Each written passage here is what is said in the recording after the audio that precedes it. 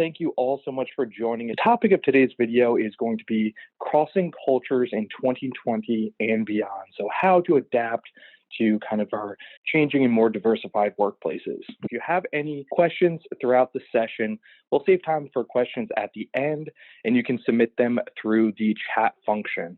Also, you can write down the email address at the lower left of the screen. That's support@vendiumglobal.com. You can email us questions at any time there. One of the items that I did want to call out while I give you a moment to jot that down is the housekeeping item here.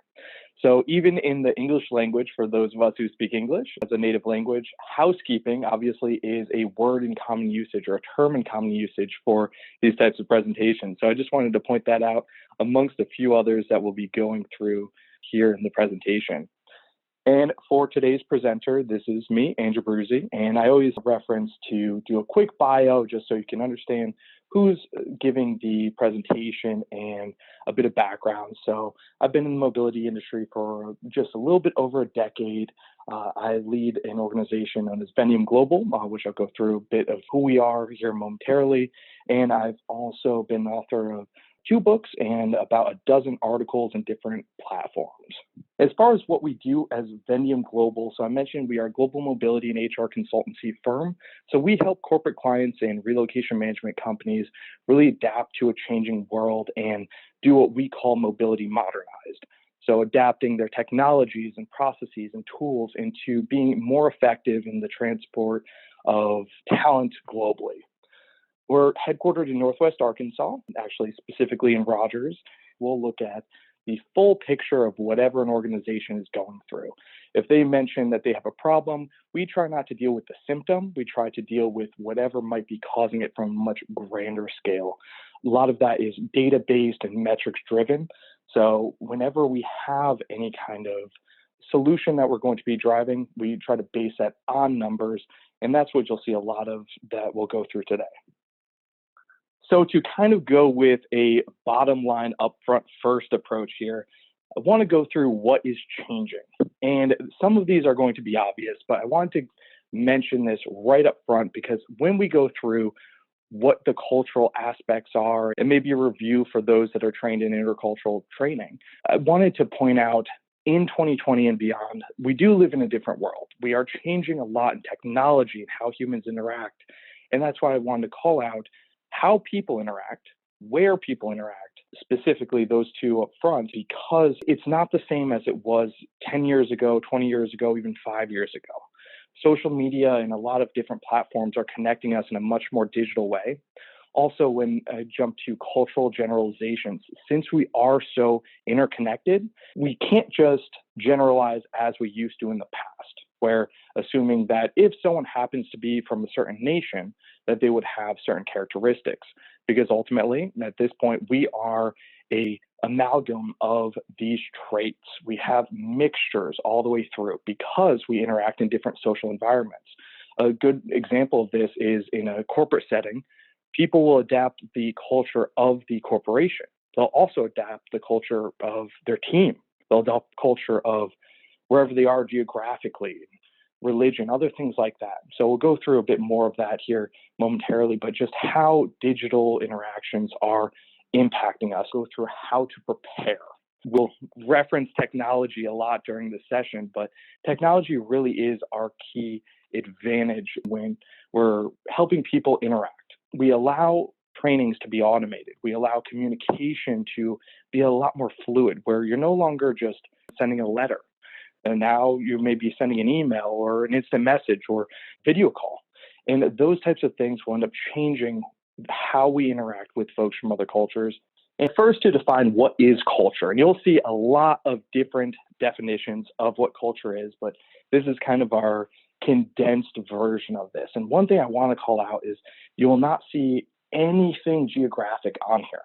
So it's a set of norms, values, beliefs, and practices within a certain group or subgroup.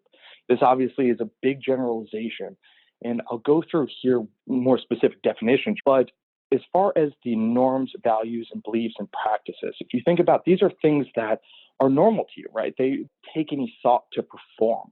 And when we are interacting with people from other cultures, and again, I mentioned geography has nothing to do with this. So someone from another culture may be living right next door to you. And that's important to know, especially in an ever growing digital society when we are so interconnected, of how to interact with those folks in a way that is, again, normal to them, meets their values, beliefs, and will not end up seeming too incongruent with their practices. Now, as far as how cultures differ, I mentioned we go through some more specific items. There's one of my favorite is going to be the food aspect of things. And that is, you can tell a lot by a culture, by what they eat, how they eat. There's a good example of this is the amount of communication that happens during a meal or the length of time during a meal. Those of us based in the United States, then we have a very, very fast, but quite literally a fast food culture. And I'm laughing and saying that because we are known for enjoying fast food and quick serve restaurants. And that's because we're always on the go. Meanwhile, in Europe, you may have more of a sit down culture in certain areas where you can sit down, enjoy a meal, and interact socially. Language is another piece in how words are used. I mentioned in the beginning, I called out the housekeeping terminology. We'll use idioms and phrases and slang to reference certain things. But other cultures, if you even take how they say hello, it may translate. So, for instance, in Korea, when they say hello, it literally translates to have you eaten today? And I like that because it will show kind of what their cultural values are specifically in their word usage, how they structure their words.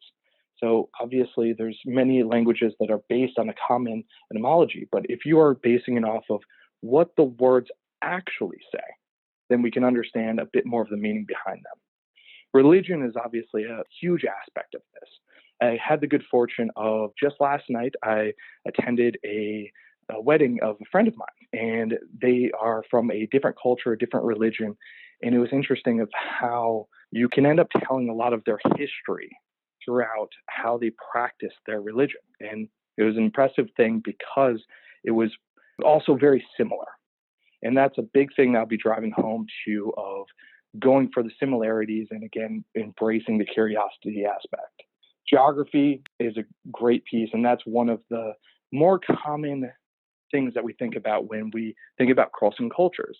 If you're going from Canada into China, let's say, then you're going to be assuming that you're likely going to be interacting with someone from a different culture. This also applies to people that are within the same country, potentially within the same region or state. And that has to do with the area that you're around in. If there's a concentration potentially of people from the historical aspect of a different culture, or if they've adopted their own. Take the United States, for instance. For those that are aware, the southern US is often very different from the northern US, as well as it's different from the western US. Every single area has a solid impact of what they end up changing for, again, the food and the norms and the values and the beliefs of where they're based. I often joke, and it's both a joke but also serious, that one of my biggest forms of culture shock did not come from crossing any national border. And I do travel a lot, both for business and for pleasure. But going within the United States, because I went with an assumption that the United States was a lot more similar than it is in certain areas. And that applies in many different areas. It obviously not just within the US, but in other countries as well. Europe is a phenomenal example of this. We're geographically much closer. But when you end up crossing a border, then you can have a significant difference in those cultures and how you interact with each other. Identity is going to be a big piece of this. Now, crossing cultures is very well related to your diversity and inclusion initiatives. And a big piece of this is because it shares so many traits, things like identity. So for folks that are members of the LGBTQ plus community, they will end up having a lot of similarities that they'll relate to with other people within their community, just by the nature of, again, being of a similar culture. They may be also very different, but how you identify in whichever group that you're identifying with has a large piece, and that also spills over into membership. Membership will apply in a number of ways, and it also could kind of blend with the religion piece, because religion is often a group of membership, right? If you meet someone who's from your religious background, then you'll have commonalities with them. A good example of this is whenever I travel and go to another country, if I start to hear someone speaking my language, then I know that I have an immediate connection with them. And it's funny because we may be strangers in a strange land, but when we have that common trait of at least you know my language, then it'll be a sense of comfort. This happens a lot with military members when they learn that someone is part of the same group that they're part of. They may have never met them before, but they can be instantly friends or at least more connected because of that membership identity. And heritage is also a large piece of this. Whenever you ask someone where they're from, that's a point of pride for them because, again, that's part of their history, that's part of their heritage, that's part of their foundational values that apply to everything that they have in their life. Now, that question of where you're from can differ wildly because of globalization. People are highly mobile. And again, those of us that are in the global talent mobility space understand that and actually help facilitate that. So that's where we start to see that those base generalizations don't always apply. I have a former colleague of mine that I think that she's a wonderful example of this because her parents were originally from South Korea and she grew up in Russia and then moved to the United States. So in having those cultural attachments that end up coming with those moves, that all ends up applying to who she is as a person. And it's how you cannot just, using a cultural idiom, but judging a book by its cover and just assume because the person looks a certain way, or they may be from a certain area, that all of those cultural traits apply to them because they most likely don't. Now, for those of us who have gone through any intercultural training, you've more than likely seen Hofstede's cultural dimensions, but I feel the need to go through them anyway because they are a foundational aspect of what we're talking about. And for those who don't know, Hofstede is a intercultural expert and kind of the forefather of the intercultural trainings and definitions that we use today. A big piece of this is how cultures interact. One aspect is indulgence versus restraint. How quickly are they going to end up going into something? Do they view things as a long-term or short-term? Are they looking for an immediate gratification of themselves or for the group? These types of things. The masculine or feminine culture as a whole, do they hold more masculine or feminine traits? High context versus low context. This is a great aspect for communication.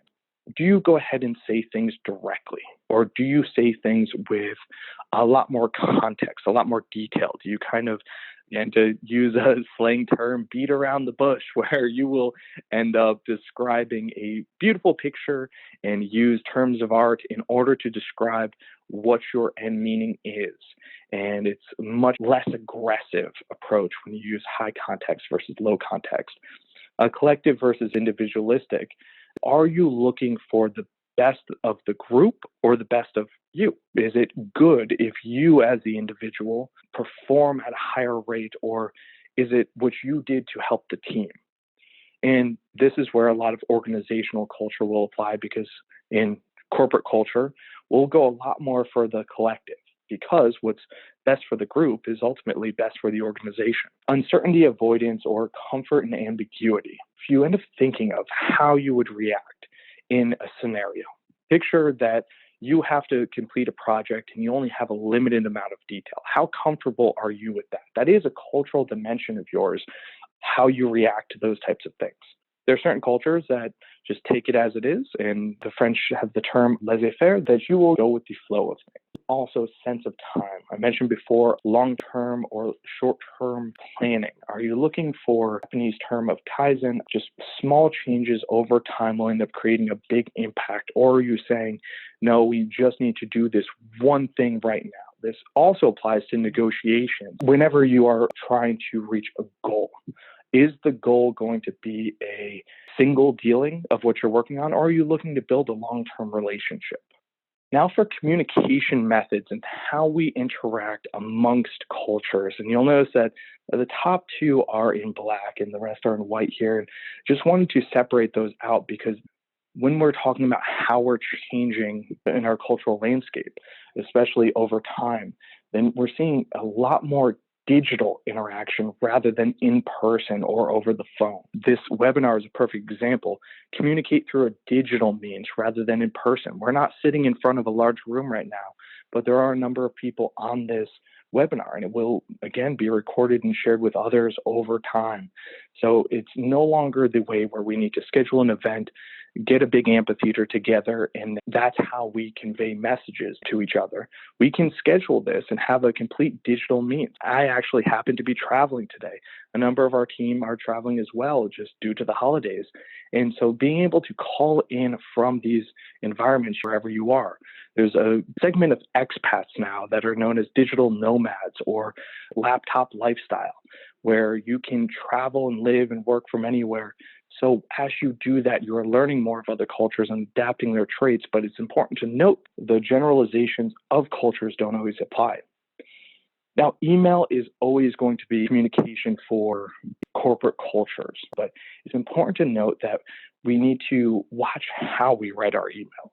Some of that has to do with how formal you interact. The recruiting and kind of talent-facing functions of a business are the most bubbly and friendly and outgoing, and they may put smiley faces in an email. Again, these are generalizations, but if you end up speaking with someone on the finance or accounting team, venture to guess that they wouldn't be as bubbly and put smiley faces and things like that. They would be much more direct, and that happens to do with the culture of their subgroup. So just in recognizing the end recipient, instant messaging is another great example of this, where it's just a quick way to say hello, but also think of what your expectation is with that. If you're not just saying hello, if you're asking for a project deadline, if you're asking for a deliverable, is your expectation that the message is responded to immediately? What about with the email? Do you have a 24-hour deadline that you have mentally? What if it's a 3-hour deadline? And how are you communicating that with your end user? Video calls are a great example of this because our nonverbal communication is often more important than our verbal. So it's said that 60 to 80% of human communication is nonverbal, and that has to do with things like tone, facial expressions, body language, even proximity of how close that you're interacting with someone. That makes it much easier and a much more fluid way of communicating via video call. But it's also important of what we're conveying in that message. Are you having a video call with someone and looking over on your other monitor and sending an email as they are speaking? That could be viewed as disrespectful. And also, are you maintaining the proper amount of eye contact? These are important things to note specifically on who your recipient is. Texting is now something that we can send across borders without thinking of.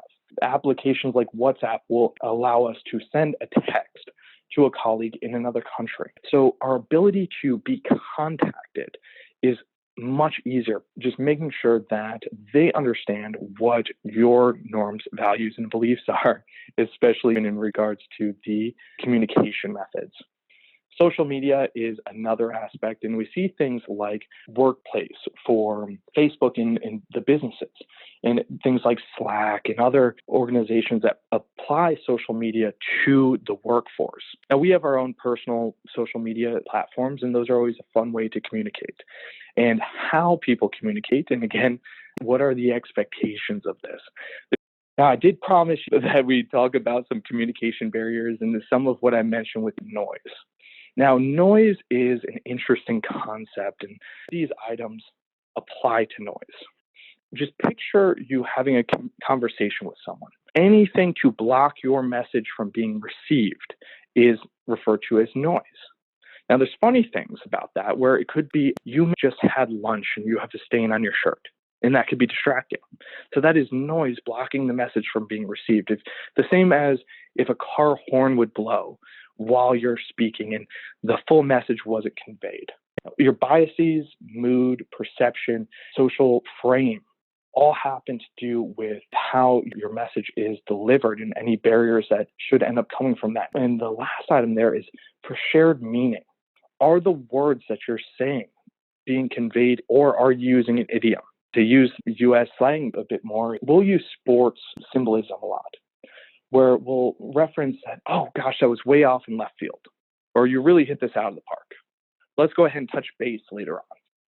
And for those of you that are listening from other countries that perhaps don't follow baseball as much or understand those references, these are things that you don't think about because they're terms in common usage. They are terms with a shared meaning that a culture can understand. But if you're translating those just literally, they're not going to make a lot of sense. And someone may be scratching their head wondering why you're referencing something that has nothing to do with the conversation.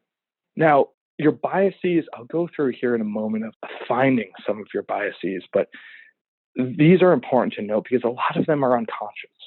We won't even recognize that we have them, and drilling out why we have them and how to go around them is important.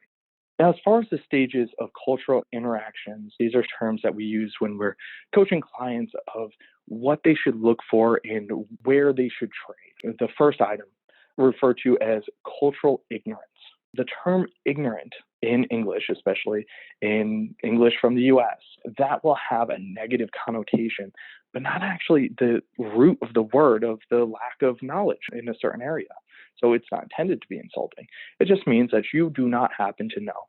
And that's generally going to be the first stage. So for those that don't know another's culture or that may not even know themselves, which is, again, probably more important than understanding the others, that is where the ground basis is going to be. As soon as you move above that, and this is where organizations will bring in cultural sensitivity training, that's when you become culturally sensitive, that you understand and can recognize traits of another's culture, and you can do things to make sure that you aren't offending them, that you're interacting in a way where your message is conveyed in an appropriate manner, that you don't have this noise in between you, because that can impact the message that you're trying to deliver, and you may be able to say something that is not being received by the person that you're communicating with. Now, the third piece is cultural adaptation. So that's when you're actually morphing your basis and how you're communicating and what you're communicating, the words that you're using, the methods that you're using, the terms that you're using for the recipient. And you're making sure that you are framing yourself in the best way possible in order for it to be received. And I know this sounds cumbersome, and this is where we want to go through some of the behavioral and flexibility items of how cultures are changing and how we can end up adapting better, because these are behavioral traits. Things like mirroring, making sure that how the person is communicating with you, you can communicate back with them, because generally speaking, people will communicate from a standpoint of what they're comfortable with. The final item is cultural adherence. This is going to be when you have someone that may go and immerse themselves in the culture. You'll have an expat that goes somewhere for a year or more. In order for them to be most effective with wherever they are, they should be adapting a lot of the traits there. They should be adhering to local culture.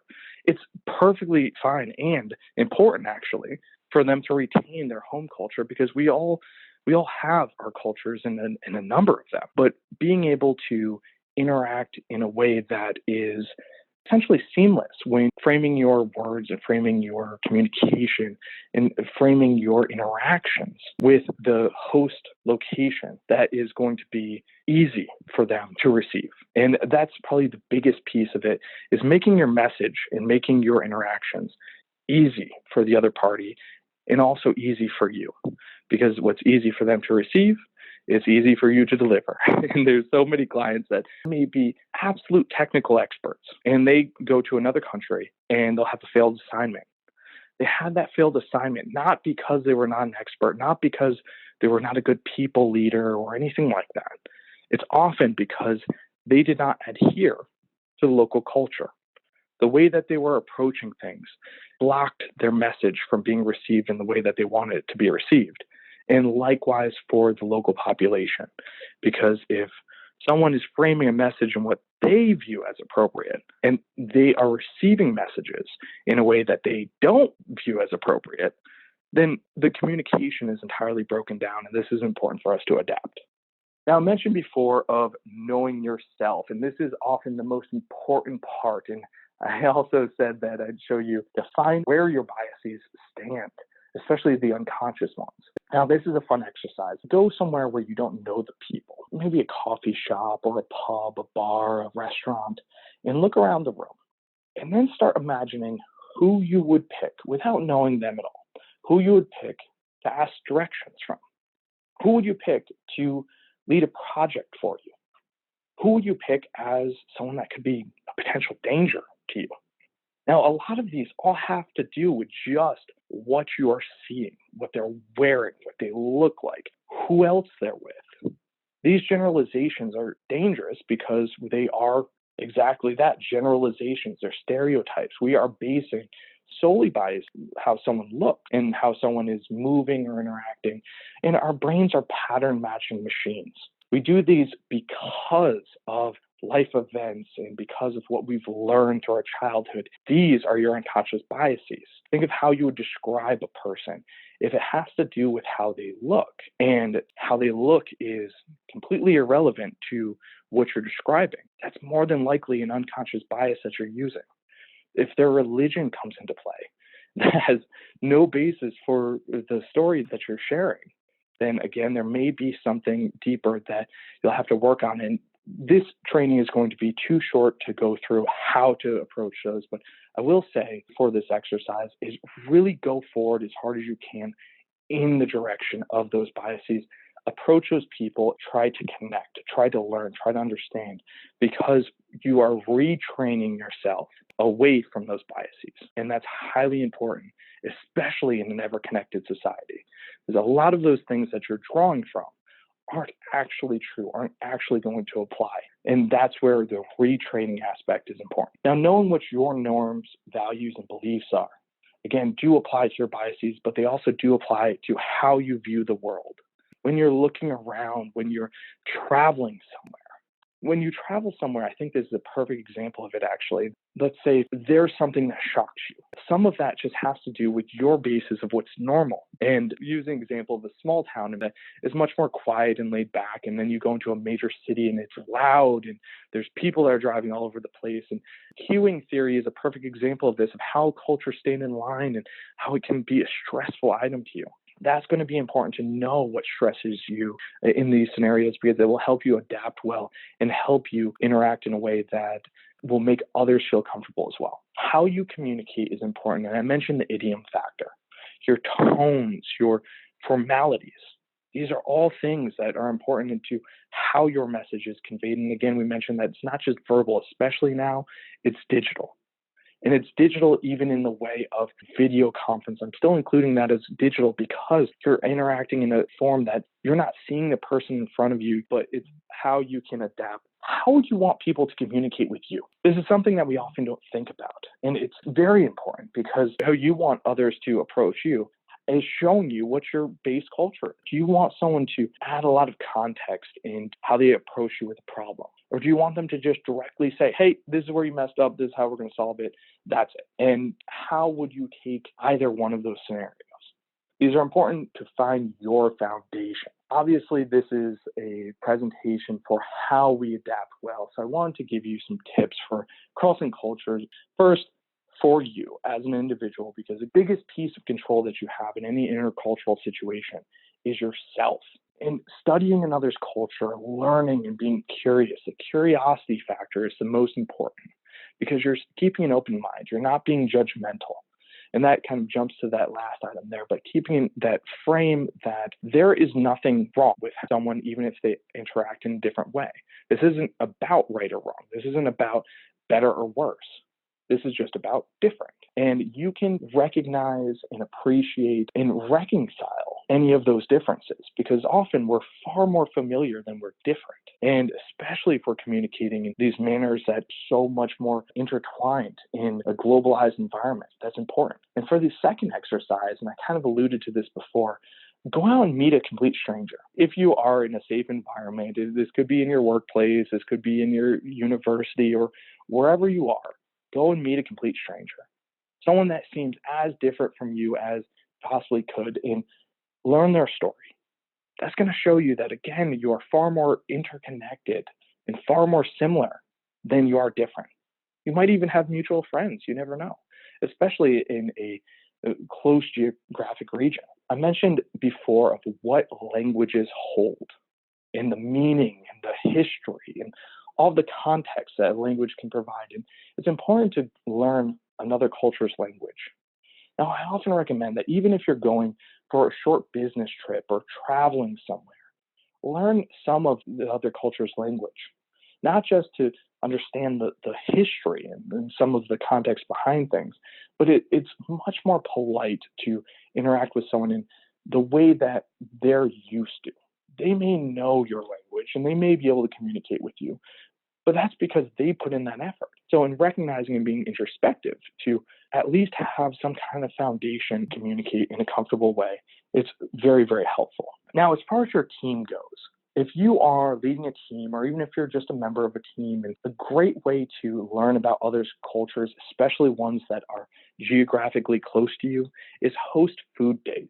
Have people bring in food from their home environment, from their native culture, from what they like to consume. You can tell a lot about a culture from what their food is. Outside of the obvious reasons of enjoying the food aspect of things, it conveys so much. It shows what ingredients they had locally, how they like spice and flavor their foods, and even of what they're serving, the way that they're serving it.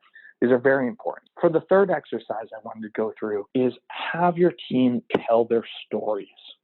Talk about where you're from. Talk about what you do personally. Talk about whatever you're comfortable talking about. And even you can push the boundaries and talk about some of the things that you're not comfortable with.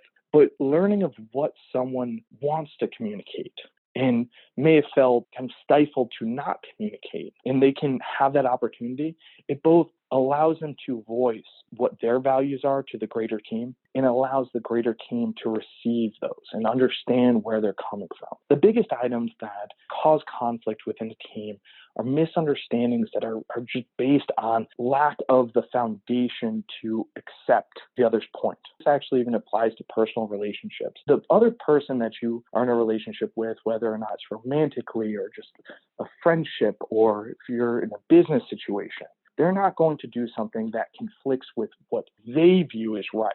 They wouldn't, because that would make them a bad person in their mind, and people don't want to be bad people, right? So if you are just looking at it and assuming positive intent, and you can understand a little bit more of where their foundation is, then you can understand that maybe that email may not have come across in the tone because we're reading it in our voice. We're not reading it in their voice.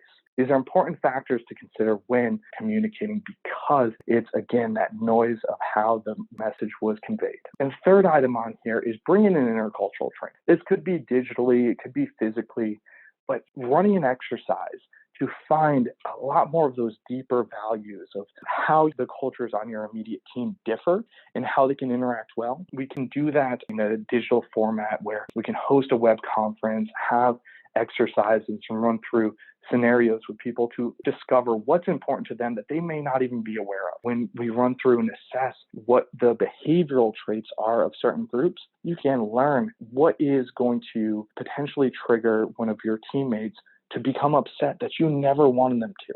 So that's why it's important to bring in professionals to work on these things with you.